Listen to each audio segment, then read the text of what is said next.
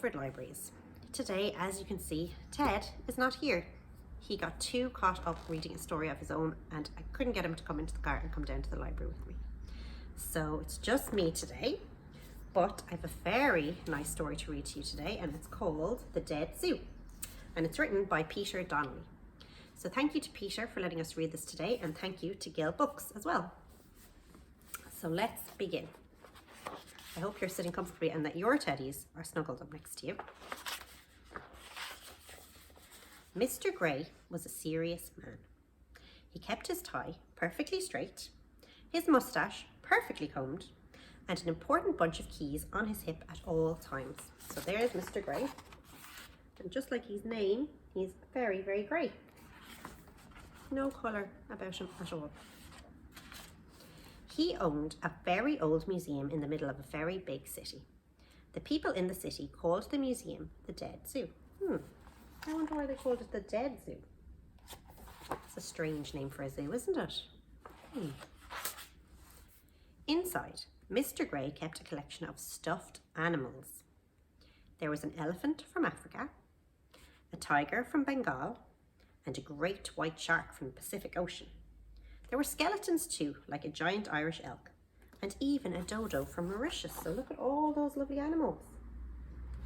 But they're all stuffed animals, so they don't make any noise. They're very quiet. Mr. Gray must really like them. Every day, children came to visit the museum.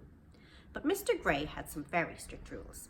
There was no laughing, no talking, no running about, and definitely no touching the animals. It would be fair to say Mr. Gray didn't like people very much. In fact, he preferred the company of his stuffed animals. Yes, indeed, Mr. Gray was a very serious man. So there's all the children trying to have fun and touch all the animals and laugh and play. Mr. Gray says, no. One evening, as Mr. Gray was preparing to lock up his museum, he heard an unusual sound coming from the corner of the hall. Good heavens, he screamed with horror. A mouse! What would you do if you saw a mouse running around your house? I think I would probably give a little bit of a scream. But then I'd remember it's only a tiny little mouse.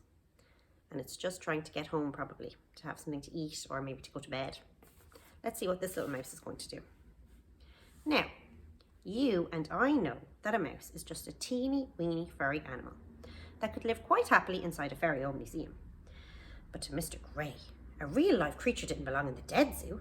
Animals were supposed to be still and quiet and stuffed. So there's a little mouse and she's saying squeak. She looks very happy, doesn't she? On hearing Mr. Gray scream, the little mouse darted across the wooden floorboards and through the hallway. Mr. Gray set off in pursuit, grabbing the first thing he could find, a large butterfly net. His long legs leapt into action, but the little mouse was much too fast for him. There she goes. I think Mr. Gray is going to have some trouble catching her, isn't he? Let's see. She sped towards the African elephant, running up its long trunk, across its enormous back, and down its short tail, before landing safely on the head of a stuffed duck. Oh my goodness. But that looks like fabulous fun running around the Dead Zoo as a tiny little mouse. She looks like she's having a great time. Mr. Gray isn't, though. Next, Mr. Gray almost caught the little mouse as she skipped across a giant walrus. But once again, she escaped just in time. There she goes, the big walrus. Let's see where she went to next. Aha, thought Mr. Gray as he noticed her scurrying towards a cabinet of tiny mammals. He would surely catch her this time. But he just could not spot her. I could have sworn that pesky mouse was hiding here somewhere. Now, can you spot the mouse? Hold her right up. It's tricky, all right, but I think I can see her. Is that her there? I think that's her. But Mr. Gray can't see her. She's very good at hiding, isn't she? Mr. Gray just had a moment to catch his breath when he heard the rattle of tiny feet above him. There was the little mouse standing proudly on top of a great Irish elk. Mr. Gray swung his net, but alas, it got tangled on the giant antlers. This mouse was becoming a real nuisance. So there she is up on top of the great elk. Once again, Mr. Gray found himself chasing the mouse across the museum floor. This time she weaved beneath the belly of a large rhinoceros, then turned sharply around a family of squirrels, sorry, squirrel monkeys, not squirrels, until she skidded towards the back of the room. Trapped. Oh golly, thought Mr. Gray. Finally, he had his big chance. But as he raised his net and prepared to pounce, his keys fell from his hip and bounced into a crack in the floorboards. Now that his keys were lost, how would he ever lock up his museum? Uh-oh. So there go the keys down into the crack. I wonder, is there anybody there that could help him? Let's see. Mr. Gray looked at the mouse, and the mouse looked back at Mr. Gray. There was a moment of silence.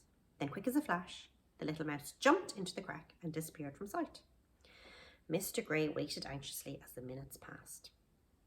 Suddenly, the little mouse popped her head up through the crack in the floorboards, and she was holding Mr. Gray's keys. He slowly reached down and took them from her tiny hands. Thank you, he mumbles. Oh, wasn't she a very helpful mouse? I think Mr. Gray might be happy to have her around now. You know what? Maybe having a little friend like a mouse wouldn't be a bad idea after all. She could help Mr. Gray keep his museum nice and clean, reaching all the places he couldn't. She could dust the tall antlers, shine the small cabinets, and even help him find his keys again if he ever lost them. In return, Mr. Gray's new friend could live in the museum for as long as she wanted. This made the little mouse smile, and it made Mr. Gray smile too. It felt good to smile and to have a friend. But there they are. And do you know what? I think it's lovely to have a friend, isn't it? I miss my little friend Ted today. I'll have to tell him next time. Come on, come down to the library and we'll read together. He was just too busy doing his spring into storytime reading. From that day on, every time the children came to visit the museum, Mr. Gray and the mouse would welcome them with open arms. And look, Mr. Gray isn't grey anymore, see? He's actually all colourful. I think maybe he's happy that he has a new friend. The Dead Zoo became a wonderful place full of fun and games. Mr. Gray was now happy to let the children enjoy his museum and to talk, laugh, run about and... Hang on, wait a minute. No. There was no touching the animals. He was still serious about that rule. Well, I suppose you have to have some rules, don't you, Mr. Gray? Oh, that was a fabulous story. I really enjoyed that. So thank you, Peter Donnelly, and thank you, Gill Books, for letting us read that today. I hope you all enjoyed it as well. And I hope you'll join Ted and myself again soon for another story time. Take care.